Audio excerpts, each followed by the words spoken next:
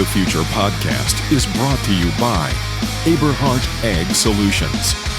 Join us as we talk to top entrepreneurs in the agricultural space about their methods of obtaining success in their endeavors. And now, your host, Dan Aberhart. But with no further ado, please welcome to the stage Terry Aberhart and Warren Bills. Come on, guys. Two tall, good-looking guys, nice guys. Have fun, guys. Thanks, Dan. Cool. All right. Do we have a clicker? We only have some guiding slides. So we're going to freewheel a little bit here because we're actually in uncharted territory somewhat. So there's not a lot of slides on categories that haven't really been deepened yet in our industry. So there's no fireplace behind us, but Terry, I don't know if I really would want to have a chat with you around a fireplace, but I'm going to coin this our tailgate talk. You look like a young Brad Wall, by the way, Warren. Let's just pretend we're sitting on the back of a tailgate and having a chat here today. So, Or some beer. yeah, beer would be nice. So maybe some gin. Yeah. Let's start with some intros. I'm going to start with a story and kind of the inspiration behind the topic. So my career in data started 2 years into my first job out of university selling sprayers for John Deere. And I was managing the Southern Alberta territory, selling these beautiful green machines. Dan was also selling beautiful green machines in Manitoba.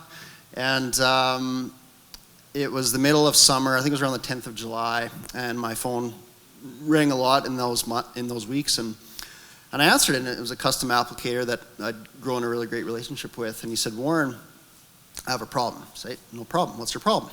I love solving problems. And he said, "Well, I can't spray." "What's going on?" "Well, it says that my data capacity is full on my machine." I said, "Okay." So I leased this sprayer for 2 years, and I said, "Well, did you back this up on your Apex program at that time?" I think it was. And no. "Oh, okay. Do you have another data card in the machine?" "No." "Okay. Warren, what are my options? I gotta go. I gotta spray. I got another 1,000 acres to do today." So talked about it and said, "Well, I can't come help. I'm somewhere else, but can you send someone out and they can, get you back to the office, and I don't got time." So what do you think happened? There's some John Deere guys in the room. You can do this. I shouldn't be telling you this. He erased the card. So he erased the card. He went in. I helped him, guilty, find the menus on erasing 2 years of data, probably 200,000 acres worth of records, so he could go spray. And that was a little bit of an epiphany moment for me that prompted me to support people in data. And at that time, digital agriculture wasn't really coined as much, but that's kind of taken me through some years of helping farmers and retails and working with Terry and his business, Aberhart Farms. And so we're going to talk about data monetization today. I'm going to let Terry introduce himself a little bit. Maybe he's got a cool story. And we're going to talk about it in a couple different ways. So Terry, story time. Yeah, you didn't tell me you were going to start with a story. So I'm not really prepared. But yes, I'm Terry Aberhart, own and operate Aberhart Farms and Sure Growth Solutions now for 12 years. So I think this is a really interesting topic and something that I've been thinking about more and more on our farm and with our clients and where the world is going. And data is all around us in a lot of different areas. I don't have an interesting story at the moment, but we're going to get into some interesting discussion very quickly here, I think. It's going to be good. So, I don't know if I'm on here, Dan. Just give me a second. I've got another amazing way to make this work, I think. Oh, there you go. Okay. Well, it moved, but it didn't move up there. Let's figure this out together. So we're frozen. So the idea around the discussion today is to have some interaction. My cell number is going to be on the screen. I've got my phone to answer any questions that you guys have anytime throughout. I won't immediately be looking at my phone the whole time, but I know what it's like. Sometimes you just don't want to ask that question because it might be silly. So there's my phone number in the bottom. It will self-destruct after this show, so, and I put my phone on silent. But we're going to talk about data monetization, and this word is, I don't actually think it's a buzzword. You could argue you're going to see it more and more in the future, but I don't think it's in that buzz category. I actually think it's in a category we need to understand. So this is the condensed Wikipedia version of monetization that Terry and I are going to explore a little bit today. Monetization is a term used to describe various processes. Data monetization refers to a spectrum of ways information assets can be converted into economic value. And then there's two categories. Internal data monetization is an organization's data is used internally, resulting in economic benefit. This is commonly the case in organizations using analytics to uncover insights. Currently the most common form of monetization. And then one, I think we'll spend a little time on this, Terry, I would like to, is external data monetization. So a person or organization makes data that they possess available on a for-fee basis to external parties. This type of monetization is less common and requires various methods to distribute the data to potential buyers and consumers. So these are the two types of data monetizations that I think we can familiarize ourselves with. So let's do some back and forth here a little bit, Terry.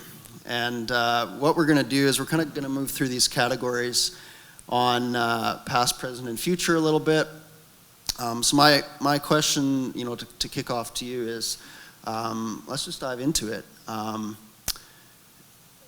In terms of internal monetization, Terry, you run a farm, you run a consulting business, you've been collecting data for 15 or more years in a digital form. Can you give some examples of how you've internally monetized data and turned that into economic value? Be specific if you can. For sure. So I think, there's lots of different ways to look at this on the farm, and probably the simplest way that most people would relate to is even something as simple as your accounting, which everybody loves, and doing financials, looking at different benchmarks, maybe your working capital, those kind of things. So that's one kind of easy, simple way to relate it. I think getting more into the world that I think about as an agronomist and a precision ag guy is just, looking at various different forms of data. And I guess some of the things that I talked about in my presentation is just, having the ability to track and measure. And one thing that's been a really cool example for us and really simple is creating that profit map. And we had a bit of a discussion about that. So a profit map is very similar to a yield map, but it's actually taking the cost of that, the revenue of that acre, yield times price minus all the costs associated with it. So you got your variable costs, according to that zone or that field, and then all of your fixed costs on top of that. And the difference is when you have a yield map that shows a low yield, well, that's low yield. It's okay, it would be nice if it was higher, but you really don't know what that means. But when you can turn it into a profit map and all of a sudden you see, hey, there's areas of the field that I'm losing money. It starts to make you think, and I had this conversation with a girl that interviewed me after the presentation, and I thought about this a bit more. I mean, many of us go to work to earn money, right? And how many of us would be willing to pay to go to work? Probably wouldn't be very fun, and we wouldn't be able to feed our families for very long. And the reality is, as farmers, there is acres and there is portions of the work that we do that's actually losing us money. And if we can use data to tell us that, most of us don't know that, and don't know where those areas are. So that's one specific example there. Yeah, and you showed that map of a field yesterday, and I remember working on that field where you took a piece out of production and seed it to hay. Terry, I heard Evan earlier talk about cost of production. I'm going to put you on the spot, and then you can give me a couple zingers, but what's your cost of production per bushel of canola the last 2 years?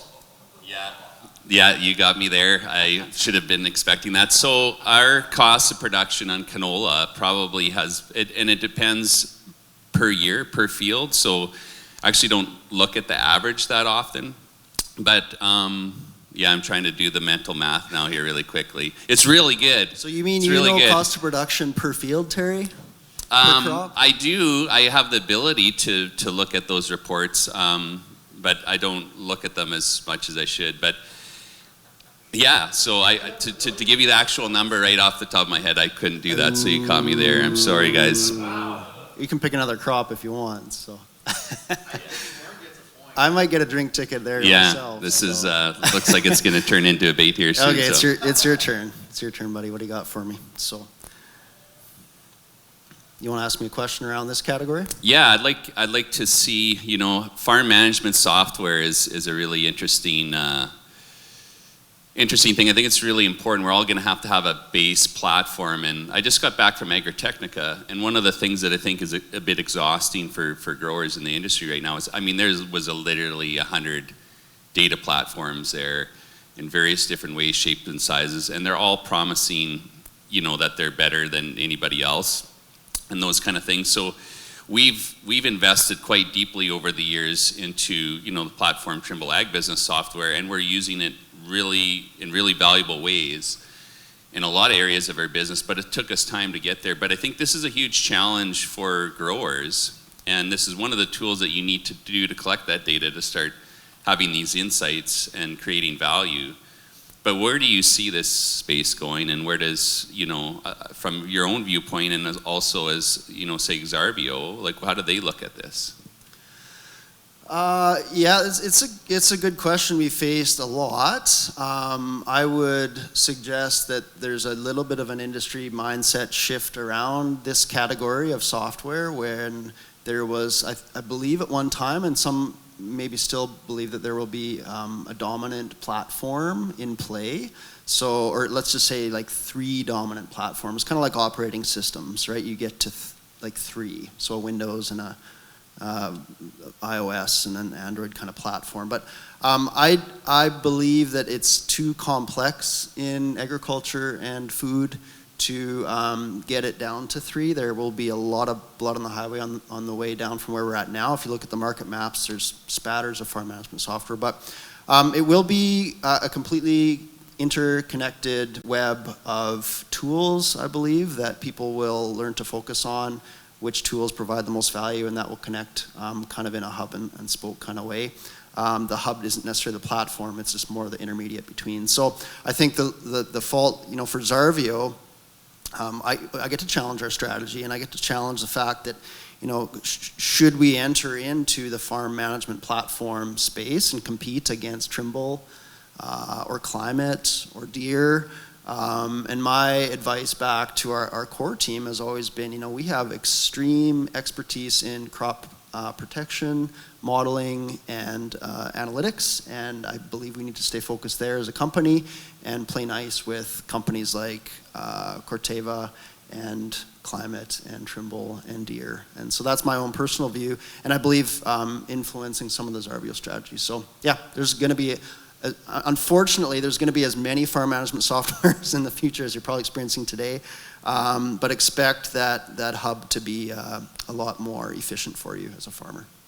Yeah, I think one of the things that I've seen since the start of my career in this area, and probably one of the things that I maybe actually somewhat predicted a little bit correctly, was early on everyone was going for that holy grail, like we're going to be the one place that you do everything. And the reality is this world is just way too complex. And about 5 or 6 years ago, I spoke at an Ag Data conference in Champaign, Illinois, before the Farm Progress Show. And one of the things I said that, I wanted to be able to run the farm from my phone. That was my goal. And that I believe that, there'll be certain kind of evolved to kind of operating systems, somewhat like your phone, whether it's iOS or Android. And companies are going to have to become more open.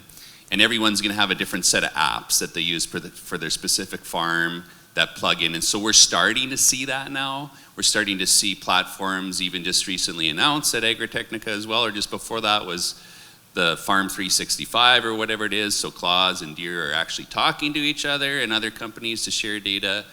And there's a lot of IPOs and stuff like that are APIs, I guess I'm getting that mixed up. But there's just a lot more, starting to see that more connectivity and things talk back and forth. So I think we got a long ways to go, but we're starting to see the path there. Yeah. So let's go maybe another little bit on this. My phone's buzzing too, so that means there's questions coming in, and that's great. Let's go one more depth on farm management software. So there's farms that have been collecting collecting data through their equipment or through their agronomist for 10, 15 years. And the argument is that there's a lot of value in that data. And then we're going to get to ownership, but not right now. But let's talk about the value of data. And I kind of want to go here now. So Terry, would you ever consider selling your data in your farm management software, Trimble Ag? You told everybody you're managing in. You've got 15 years of data. If there's enough value there, you gave us examples how you're monetizing it internally. Externally, would you ever sell it? Yeah, I've thought about it. No one's offered it to me yet. I'm going to turn the question to the crowd a little bit first. For the farmers in the room, how many are doing precision farming or getting different layers of data, paying for data on their farm, whether it's soil tests, any other analytics, buying imagery, any kind of thing? Is anybody doing that on their farms? Okay, awesome. Has anybody thought about what they've spent on that over the years? Does anybody want to join the conversation? I got a mic here. Does anybody know what the number is for their farm? What have you spent on that? Probably $10,000. $10,000. You got $10,000 back here. Okay, so, all right, it's going to start a bidding war. I'll give you Who spent more than $100. Who spent more than 10? 100. You're making this guy feel inadequate. 100,000. Okay, He's so a lightweight. this is awesome. So I started putting together a bit of some kind of a sales presentation, so to speak, to some companies that we could potentially work with and leverage all the data. And I started thinking about, we're 15,000 acres now, but we're 10,000 for a while. And I started thinking about all the soil tests, all the tissue tests, all the imagery, all the Veris work, all the blah, blah, blah, blah, blah, all the layers of data, and just what we had spent over the years. And it sounds like a crazy number, but it doesn't take that long to add up when you think, a few dollars an acre every year. It worked out to over $500,000 of just the cost of acquisition. So when you think about selling the farm data, I would need $500,000 just to get back the cost of acquisition.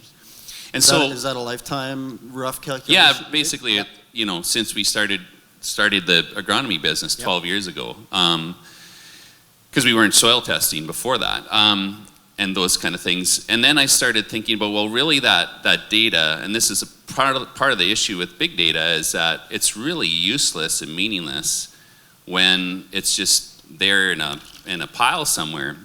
But when you can attach it to accurate crop records, accurate yields, weather, the whole system, which we actually have, that's got to be worth exponentially more. And I think this is the carrot that everyone's chasing that maybe we don't always think about. But it really got me thinking about this subject. Well, it's an interesting way to approach it. I wasn't thinking you would approach it that way, but you've analyzed your cost of goods, roughly, on an annual basis to just simply collect data at $50,000. This easy math at 10,000 acres is $5 an acre on your cost. So for you to externally monetize that to whether it's a company or whether it's a group, you would obviously want to see some kind of return. The question I have is, are we being too protective of this information and this data because maybe it could be used today as opposed to us kind of hoarding and sitting on it? And maybe we should be a little more open source in our thinking and just give it away. Yeah, that's a good question. I don't really know. No one's asked for the data.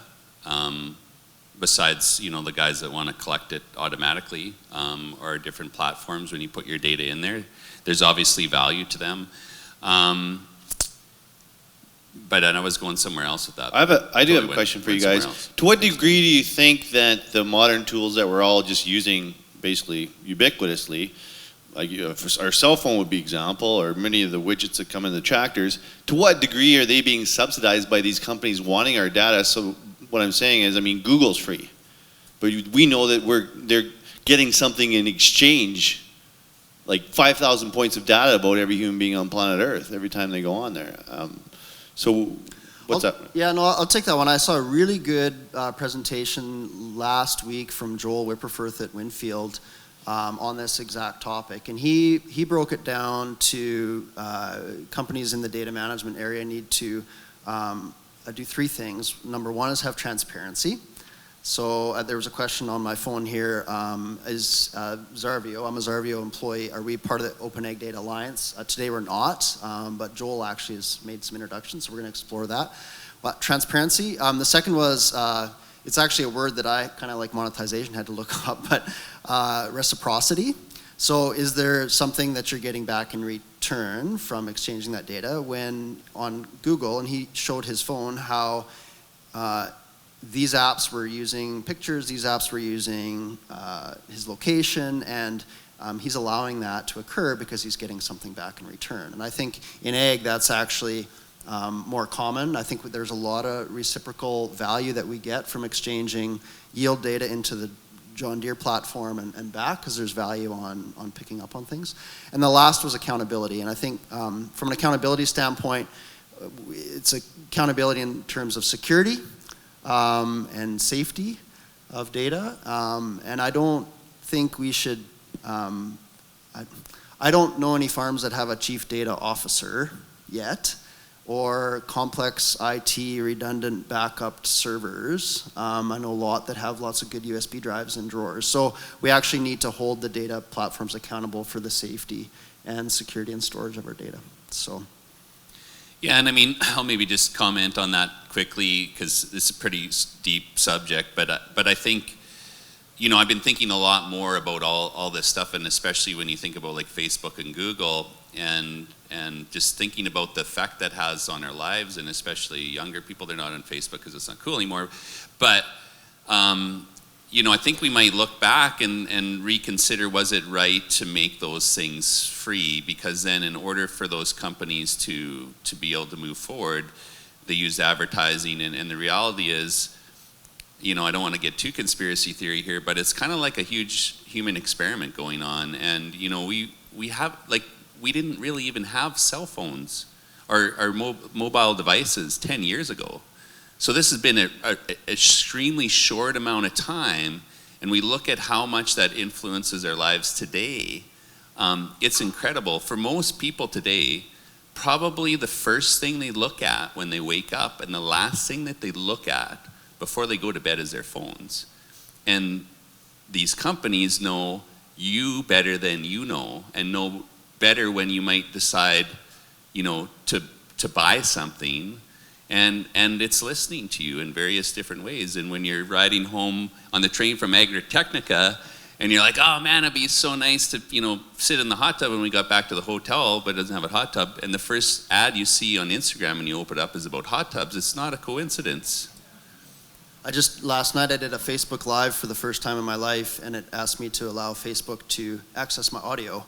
And I did, because I wanted to get this live on our concert last night, but I haven't turned it off yet. So, hi Facebook, and which owns Instagram, by the way.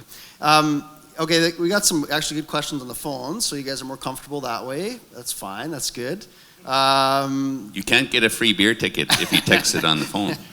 So yield monitor data collection, yield monitor techniques is probably 25 years old, and let's say arguably outdated. However, we base a lot of our precision decisions on this technique, on this report card. Terry, where do you see this going in the future? I don't know. I mean, the yield data, monitor data is so frustrating to me that we live in the day and age of a technology that we do, and it still sucks. It still sucks. That being said, enough aggregated data. You know, I saw a really interesting presentation by FBN a couple months ago, and you know, my initial thoughts of what they were doing with putting all this data in, it's like, it's junk data, it's just no good. But they showed the scientific data examples of how when you get enough aggregated data, you actually come to a very accurate outcome, and it kind of changed my thinking. So I am very, very frustrated with that I can't believe we don't have better tools or technology in that aspect, but I still think there's value there. I still think it's a relative scale. I don't worry. We recalibrate our yield maps to the grain cart scale, which is, you know, what we want to do.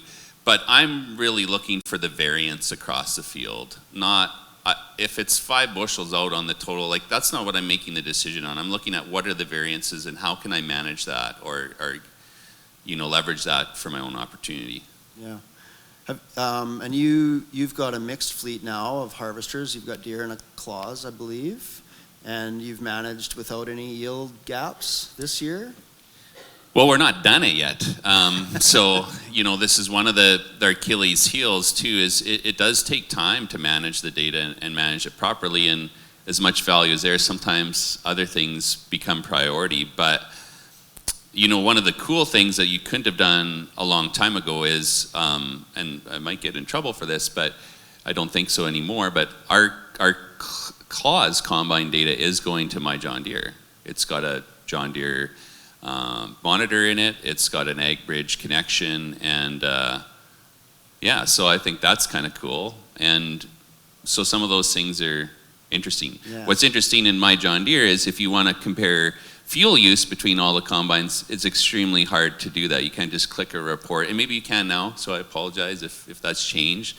But it's interesting when you go to pull some of that data out of something that a grower might want to compare to make a decision about something. Some of those reports that I would first think about aren't actually easily accessible. Yeah. And Ryan, this is similar to, I think, question you want to ask, unless it's been asked. And you need a beer ticket too, because you're getting thirsty. So, yes, please ask the question. The first question or the second one? Whatever you want.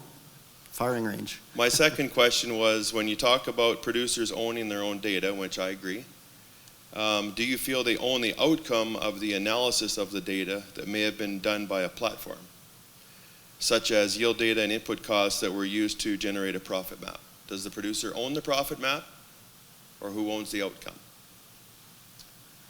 Yeah, these are good questions. So I'll give my personal view on this. I believe that this is kind of in that category of, those 3 categories of transparency and reciprocity and accountability. But so it's a group effort on this kind of stuff. I think we just kind of confirmed that ownership is maybe only going to become more important when there's potentially external monetization mechanisms in the future. Internal monetization efforts that Terry's given examples of, ownership doesn't really affect it as much. But let's just pretend that there's a marketplace where Terry can put his data and sell it. So that the question would be, I think what you're asking is that, does Terry, if he's got profit maps out of a software, does he get a royalty off that output, if I can use that example? I don't believe he would. So I don't believe that he would get all of it, is what I'm trying to say. I think of it a little bit like baking a cake with ingredients and such, and it's maybe even not different than our food that we produce today. So yes, we provide the wheat, right? But we don't get all the value out of the loaf of bread, clearly. And so I hope we get more. Today we're getting really no value for that data, Ryan, and I think that in the future we will be able to, but I don't think it'll be 100%. So by extension, my short answer is no. I don't believe the farmers own the outputs of insight from these farm data platforms. Yeah, that's an awesome question, and it really made me think when you asked that. So I think, I think that's something that we need to think about as growers, and when we're working with platforms and outcomes, it's probably a discussion that needs to be had, and I think about it as an exchange of value. So there's probably certain cases where I would consider that I would own that, depending on the situation. But it's not much different than what Warren just talked about wanting to use Facebook Live. So was he willing to allow access to his microphone in order to get something in return, right? And so I think this is what we're really talking about. And so some cases I may be willing for that outcome to be owned by the platform or however it gets created, but I would just want to understand that. And I think the question that we have to ask in these scenarios and exchanges is, do we understand? We might understand what we're getting, but do we understand what we're giving away in exchange to get that? And I think that's the question that we need to be thinking about. Good. A comment came in just around this as well, in terms of there's really no incentive for data capture today. I disagree. So thanks for the text. I disagree. We have sat through a day, and if not a couple days, of examples of internal data monetization examples where the incentive is your capability to turn that into profit and value on your farm. So, but what I do agree is there's no external incentive or external body that supports Terry spending more time and more effort punching data in. But I believe there will be, and the example that I think will come soonest for you, Terry, is I believe that the pulse industry is about to rapidly change, and you're a part of that. And I believe that they're going to want pulse ingredients that have a proven track record of certain management practices.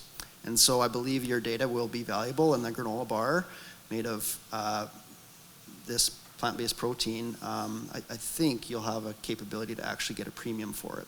So, for sure. I mean, that I do agree with. I mean, that was one of the main purposes for us to start branding our farm and recording all of our farm data. There's always talk about transparency and all those things, and field to fork and that kind of stuff. But most of that stuff actually doesn't follow all the way through the chain. And at one time, I was very interested about getting involved in the microbrewing industry, and mainly because we could right now create a QR code on that bottle of beer that would track everything that ever happened to that barley and where it came from and what was done and what time and all those things. And there's really very few, systems that can do that. So I think there is value there, and we haven't got paid for it yet. There's some scenarios where growers are getting paid for that in different systems, but I think that's going to be coming, and I want to be ready for it to be, at the leading edge or the early adopters of taking advantage of that value. Because like anything in any industry, the risk and the most opportunity also is in those early stages before it gets commoditized. I just had a great friendly reminder from a friend. I'm from Alberta. Any Alberta farmers here, or Alberta? Yeah, there's a few. Have you participated in the carbon credit business on your farm? Yeah. So you're externally monetizing your farm data. That's a great example of something that's already happening. Carbon credits is nothing but a data product, right? So thanks, Kevin, for that reminder. And I hear that's coming to Saskatchewan, like I've heard for the last 10 years, but supposedly it's here this time. So we'll see. I don't know. I hope so. I think that session is going on right now, so please don't leave. But anyways. I don't know. I think Bill just ran out of the room again. So good. What else? What other topics do we got? Benchmarking. So we haven't covered benchmarking. Do you do any benchmarking in your business or on your farm today? Yeah, we do. We're doing more and more benchmarking. This is kind of interesting. We're in a peer group and we discuss these kind of things a lot. And sometimes people look at benchmarking like, oh, well, it's not valuable because this isn't the same or that isn't the same. But there's all kinds of relative things to glean, and even things like now we track all the hours that our team is working on. Now we're starting to track like how many hours we spend seeding, harvesting, fixing things in the shop, whatever it may be. And I mean, if you're going to be running in a 100-meter race, you just don't show up to the Olympics and see who crosses the finish line first, right? You need to know how fast your time is and what you need to improve in order to get there, right? And so this is what I look at benchmarking simply is just a measurement of. What's an example of a benchmark from another farm that you picked up on and then calculated yourself and improved upon? Can you think of an example? Yeah, so it's not necessarily from a farm, but probably one of the most common financial benchmarks that we look at and really focus on our farm is labor, power, and machinery. So that's your machinery costs, your repairs, your fuel, and your labor, right? And this is something that is becoming a huger issue for a lot of farms as equipment costs escalate. And so however you do it, whether it's old equipment and lots of people or new equipment and not very many people, or however you slice and dice that pie, there's all kinds of arguments about the right way to do it. At the end of the day is what does it cost you per acre to get that done, and how do you compare? So we're in benchmarking group with M&P and also in our peer group, so we can compare what our number is. And if you talk to like somebody like the GARS guys, there's some dramatic differences in the exact same type of cropping areas that can vary $100 an acre. So, easily. So on a 10,000 acre farm, that's, $100,000 a year or more every year, that you may be better or worse than the next guy, and that's kind of important. And I know you're not a numbers guy because you failed the first question, so I won't ask you. Yeah, that's why I got other people that do that. That's my story. You delegated, so Yeah. good. Let's, I think let's move topics to this one. We've got about 10 minutes left in discussion. I had a question come in on my phone just actually around Zarvio, what we do, and we're going to bring our offer to Western Canada. So just, not to be meant as a plug, but in the pitch party, Brent will be pitching a lot of the Zarvio stuff, so you get a bit of an intro there. We don't have a booth here or anything. And then there's drink tickets on us tonight as well, so you'll learn more about Zarvio that way.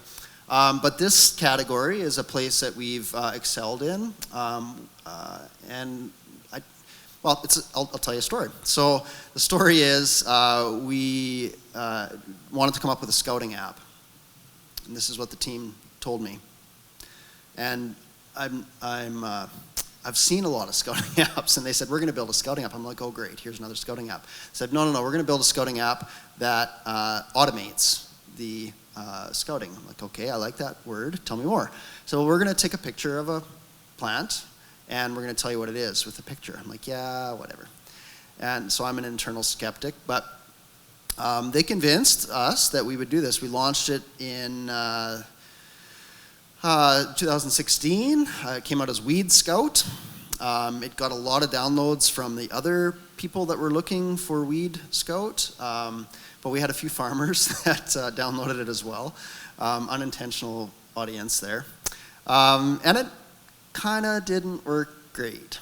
So you can imagine in a company like Bayer that's not used to launching things half-assed that don't work, what that felt like. But I was okay with it. I'm pretty used to failing, and I can handle it. I can move on. And so then you fast forward to today. We have a Zarvio scouting app, freely available in over 70 countries in the world. We just surpassed 2 million total downloads. And last season, I'm probably giving away numbers I shouldn't, but whatever. Last season, we had 100,000 pictures of weeds collected in Canada through our Zarvio scouting app. So what it does, it uses AI. AI is just basically an extension of a machine learning algorithm that takes identification parameters of a leaf and the shadow and the shape and tells you what it is.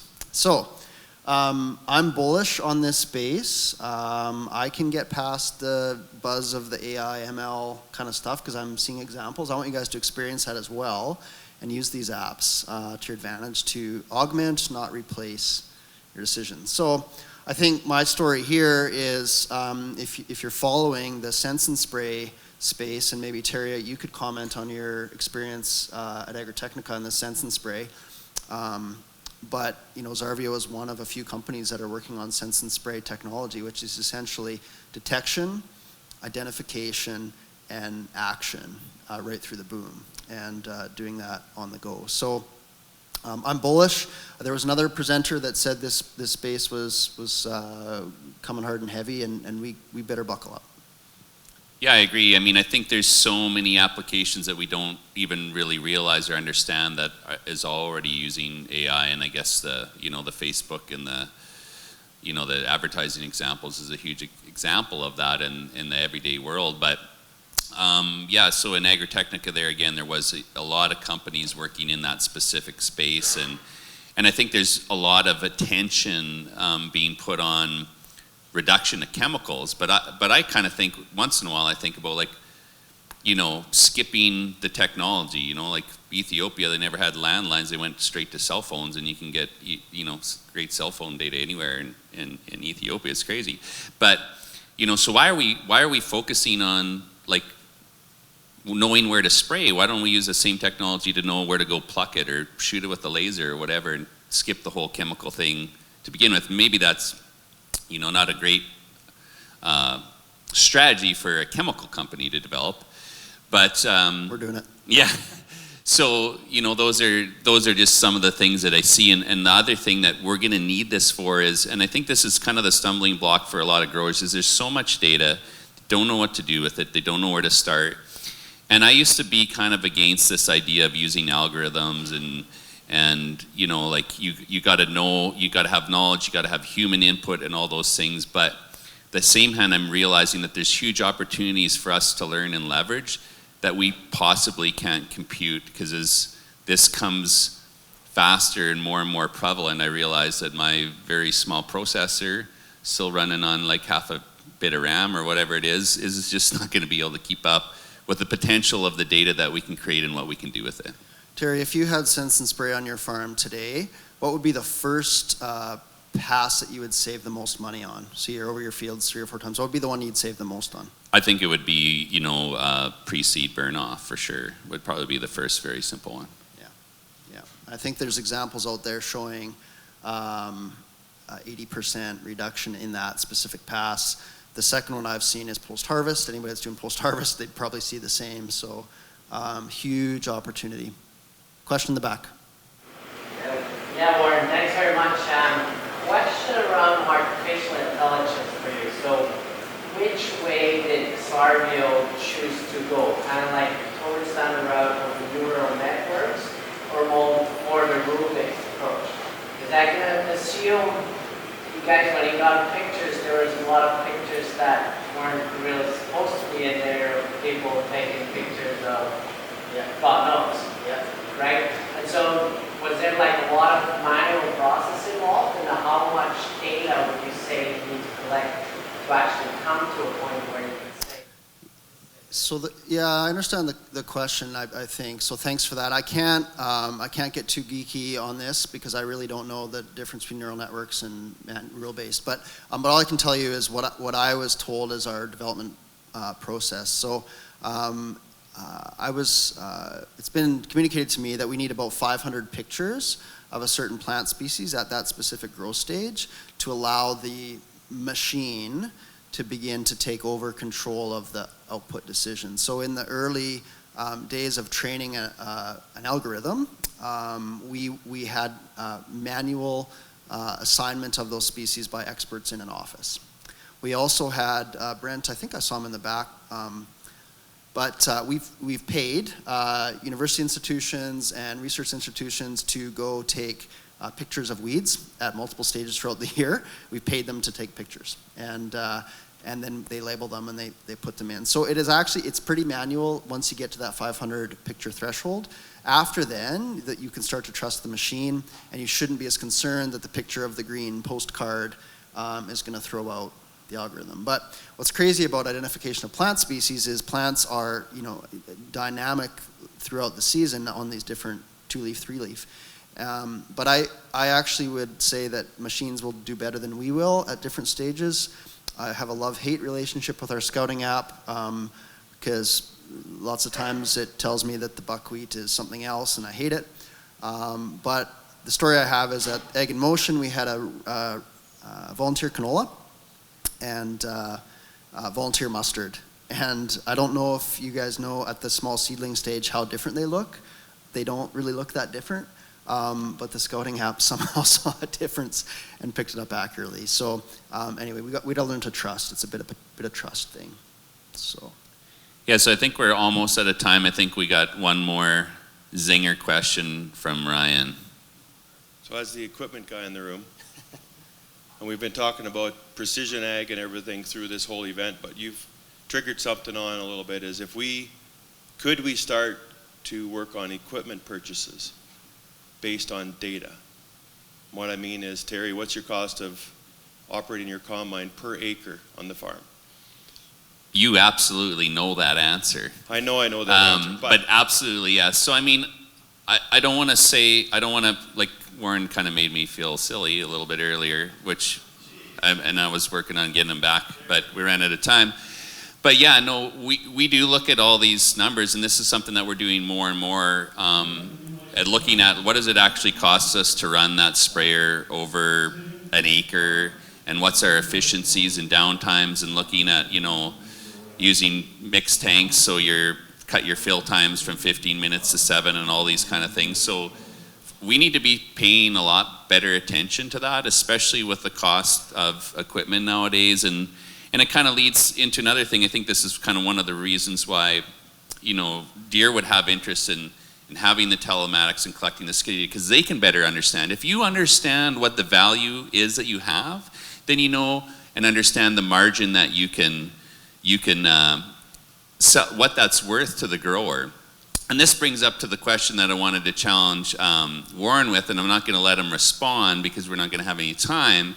But my challenge was going to be, you know, one of the things that we've done very well by leveraging data is finding those opportunities where we can reduce our risk and get something more, whether it's reduce seeding rates in canola down to 2.5 pounds or whatever it is with the right technology, or learning how to leverage your equipment over more acres and become more efficient with it. And we're starting to hear more and more about outcome-based pricing models of a weed, a fungicide, or disease-free field or whatever. And we're seeing this with the canola seed. Now it's going to be sold by the seed size. And some people might get excited about that, but for me initially, it kind of feels like going back to the wheat boar days. And you know, it doesn't feel to me like it's helping me if I'm, you know, managing at a higher level. I'm not yet convinced that's where the opportunities lied for people that want to leverage their data before somebody else figures it out. So I'm not yet convinced that that's good for me. I'm not saying that it's not, but I'm just not convinced that that's good for me yet. I know we don't have time, but Go ahead. to be continued. I think that's a great topic, Terry, for another duel on the Tailgate Talk. So thanks, Dan. Thanks very much. Give a big round of applause to these guys for just going up there and winging it. Beautiful talk. Hopefully that had value.